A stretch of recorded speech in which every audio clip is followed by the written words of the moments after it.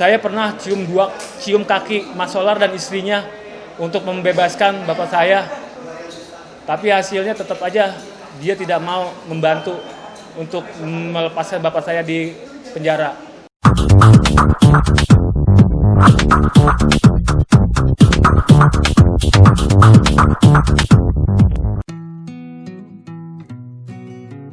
Kasus sengketa tanah antara Nasrullah alias Mat Solar, aktor sinetron Bajai Bajuri, dengan Haji Muhammad Idris SAG, seorang guru ngaji, memasuki babak baru. Setelah eksepsi Dr. Haji Endang Hadrian SHMH selaku kuasa hukum Idris ditolak majelis hakim dalam sidang putusan sela pada Selasa 1 September 2020.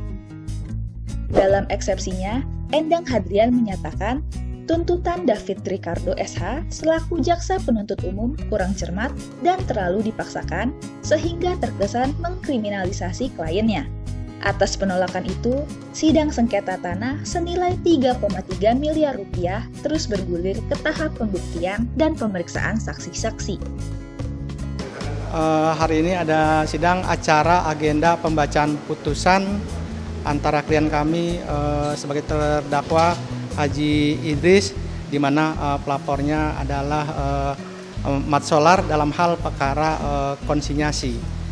Awalnya klien kami menggadaikan tanah tersebut sebesar 8.500.000 kepada Rusli tahun 1993. Kemudian di sekitar tahun 2008 oleh Rusli tanah tersebut dijual ke Mat Solar sebesar dapat informasi katanya 85 juta.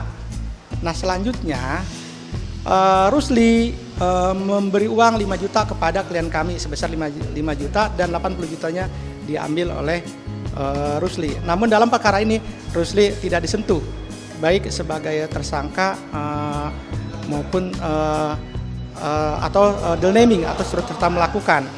Selanjutnya tanah tersebut ada pembebasan jalan tol. Setelah terjadi pembebasan jalan tol sekira tahun 2017, 2018, kemudian tanah itu diklaim punya Mat Solar. Selanjutnya Mat Solar menghubungi klien kami untuk mengambil konsinyasi tersebut. Klien kami tidak mau mengambilnya. Dengan tanda bukti konsinyasi ditujukan kepada klien kami itu membuktikan bahwa tanah tersebut adalah masih milik klien kami. Terbukti Mat Solar tidak dapat mengambil tanah tersebut, uang tersebut sampai saat ini. Kemudian Pak Mat Solar membuat laporan polisi sehingga perkara ini berjalan sampai tahap 2 dan sampai di persidangan ini. Tetapi dakwaannya tidak demikian. Dakwaannya beda, dakwaannya seolah-olah dan kami menjual tanah Mat Solar dijual ke Herman. Padahal demikian. Padahal AJB-nya tersebut, AJB-nya baru ditandatangani tahun 2019 antara klien kami dengan Mat Solar. Itu pun tanda tangannya dipaksa di penjara. Nah, jual beli yang terjadi oleh Herman adalah tahun 2017. Hal tanah yang berbeda, lokasi yang berbeda, girik yang berbeda, luas tanahnya pun hanya 50 meter, hal yang berbeda. Nah, itulah dakwaan jaksa seperti itu. Jadi antara peristiwa kenyataan dengan dakwaan itu jauh berbeda. Di sana terjadi di dalamnya ada perkara sengketa tanah. Namun dalam hal pembacaan eksepsi tersebut dikatakan bahwa sengketa tanah itu adalah masih bukan sengketa perdata tetapi sengketa pidana. Namun menurut saya bahwa masalah konsinyasi sudah ada, penetapan nomor konsinyasinya adalah itu sengketa perdata. Yang kedua bahwa saya katakan bahwa tadi ada salah pasal di dalam dakwaan jaksa. Dakwaan jaksa mengatakan itu dakwaan tipu gelap, pasal 32 dan 378 didakwanya, padahal kenyataannya tidak demikian. Dia mendakwa bahwa seolah-olah klien kami menjual tanahnya Mat Solar dijual kepada Pak Herman, lalu dari Herman dibebaskan tanah tersebut kepada Panitia 9 dalam rangka pembebasan jalan tol tersebut. Berkenaan dengan cerita tersebut, kalau kita runtut bahwa pasal tersebut bukan pasal tipu gelap, tetapi pasal dugaan 385 dan 480. Namun saya katakan bahwa itu salah pasal, namun dalam putusan salah tadi dikatakan itu dibuktikan saja nanti. Padahal kita sudah ceritakan tadi bahwa hal tersebut sudah jelas mengenai salah pasal dan seharusnya eksepsi kami diterima. Kemudian mengenai saya katakan bahwa ini perkaranya perdata juga Majelis Hakim mengatakan bahwa ini adalah masuk sengketa perkara pokok perkara, sehingga sidang selanjutnya akan dilanjutkan dengan acara saksi atau pembuktian. Endang sudah mempersiapkan bukti-bukti dan saksi-saksi yang akan meloloskan kliennya dari jerat hukum yang terkesan dipaksakan itu. Langkah selanjutnya yang dilakukan adalah sidang berikutnya diagendakan pada hari Kamis dengan cara pembuktian acara saksi-saksi dari pihak jaksa.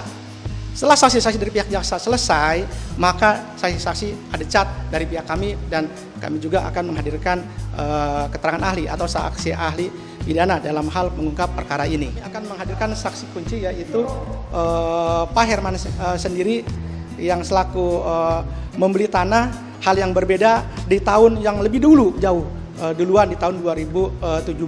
Sementara AJB-nya Pak Saudara baru tahun 2019, itu pun ditandatangani di penjara.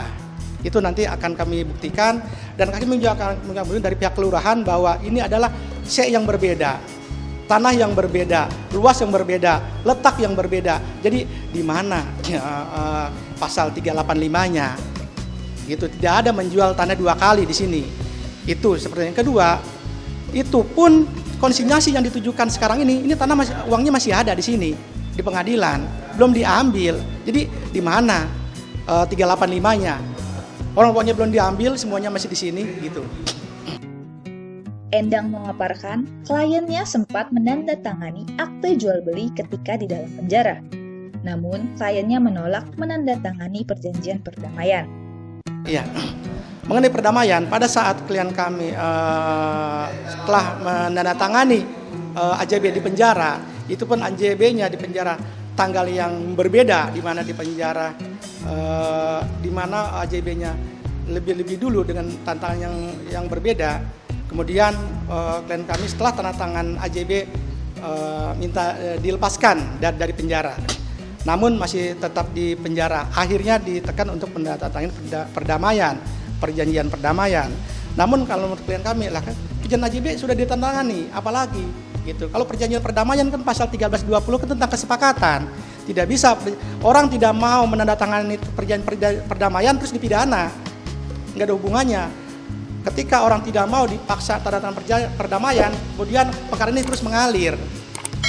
Terus sampai tahap 2, cuma gara-gara tidak mau menandatangani perjanjian perdamaian.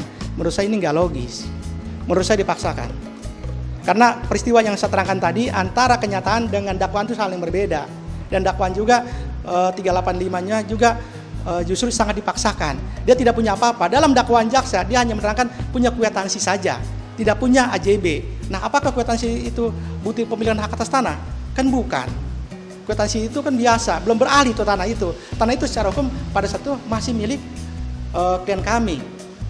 Nah, oke lah gitu. Sampai klien kami tanda tangan AJB di penjara di tahun 2019. Bagaimana mungkin bisa dituduh menjual tanah Mat Solar yang baru tanda tangan 2019? Nah, klien kami sudah menjual tanah yang berbeda ke Herman di tahun 2017. 2017 masalah belum tanda tangan AJB. AJB baru kemarin 2019. Itulah menurut saya sangat dipaksakan di situ. Sementara itu, Ahmad Nahrawi, putra sulung terdakwa mengaku pernah berusaha memohon kebijaksanaan Mat Solar agar membebaskan ayahnya dari penjara.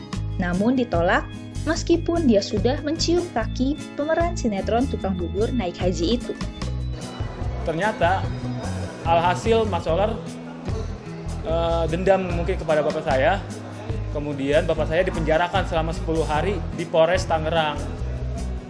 Kemudian beberapa hari kemudian adik-adiknya dan bapak saya diminta untuk tanda tangan AJB agar mungkin ya Mat Solar bisa mencairkan uang tersebut. Setelah bapak saya tanda tangan, keluarganya pun tanda tangan, adik-adiknya di kelurahan. Ternyata beberapa hari kemudian Mat Solar tidak bisa mengambil uang tersebut. Dan alhasil bapak saya kembali dipanggil oleh pengadilan, oleh kejaksaan, maaf.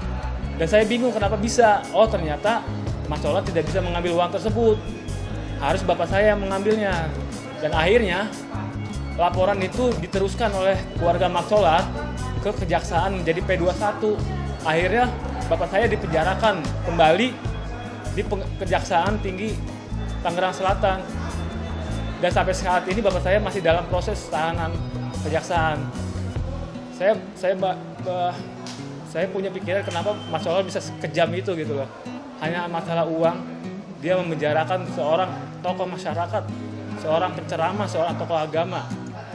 Saya pernah 2 kali minta tolong, saya datangi rumahnya Mat Solar untuk meminta perdamaian agar bapak saya dibebaskan dari penjara. Sampai saya membawa 2 tokoh masyarakat untuk meminta damai kepada Mat Solar, tapi hasilnya sia-sia. Saya hanya dibilang untuk pesan kepada bapak saya dari Mat Solar bahwasannya agar bapak saya disuruh tahan aja di penjara, sabar-sabar, jaga kesehatan. Itu doang pesannya kepada saya dan bapak saya. Saya pernah cium kaki Mat Solar dan istrinya untuk membebaskan bapak saya. Tapi hasilnya tetap aja dia tidak mau membantu untuk melepaskan bapak saya di penjara.